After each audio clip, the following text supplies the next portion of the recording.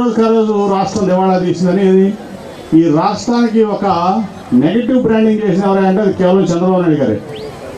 కేవలం చంద్రబాబు నాయుడు గారే.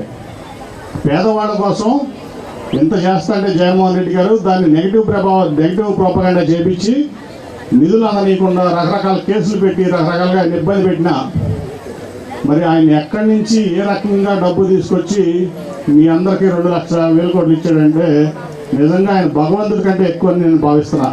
మీ అందరూ కూడా గుర్తుంచుకోవాలి. అది నేను అనుభవంతో చెప్తున్నా. 10 ఏళ్ళు ఎంపీగా ఈ భారతదేశాన్ని చూసిన వ్యక్తిగా, అంతకుముందు వ్యాపారంలో ఈ భారతదేశాన్ని ప్రపంచం చూసిన వ్యక్తిగా 200 దేశాలు తిరిగా ఎక్కడ కూడా ఇంత పేద ప్రజలకు సంక్షేమం జరగల.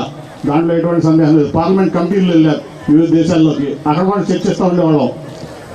నిజంగా హ్యాట్స్ ఆఫ్ జగన్మోహన్ రెడ్డి గారి, హ్యాట్స్ ఆఫ్. పేదవాళ్ళ మనిషి. అట్లాగే ఇవాళ ఆసరా పథకం చూసాం. 4th ఫేసు దాదాపు 30 కోట్ల చిల్లర ఈస్ట్ నియోజకవర్గం అవినాష్ గారి ద్వారా మీ అందరూ తీసుకుంటున్నారు. అట్లాగే ఇప్పుడు వరకు ఓన్లీ ఈస్ట్ నియోజకవర్గంలో 120 కోట్ల పైన అవినాష్ గారి ద్వారా జగన్మోహన్ రెడ్డి గారు మీ అందరికి ఇచ్చారు. అలాగే విజయవాడలో నాకు మేయర్ గారు చెప్పారు 320 కోట్ల చిల్లర. విజయవాడ నగరానికి మాత్రమే 320 కోట్ల చిల్లర కేవలం డ్వాక్రా మహిళలకు ఇచ్చినటువంటి గొప్ప వ్యక్తి ఉన్నారంటే అది జగన్మోహన్ రెడ్డి గారు. ఇంతకుముందు చూసాం డ్వాక్రా మహిళలకు రుణమాఫీ చేస్తానని చంద్రబాబు నాయుడు గారు చెప్పారు. చేశారా? నేను అప్పుడు ఎంపీ నా పార్టీలో. చేశారా? ₹1 రుణమాఫీ చేయాల.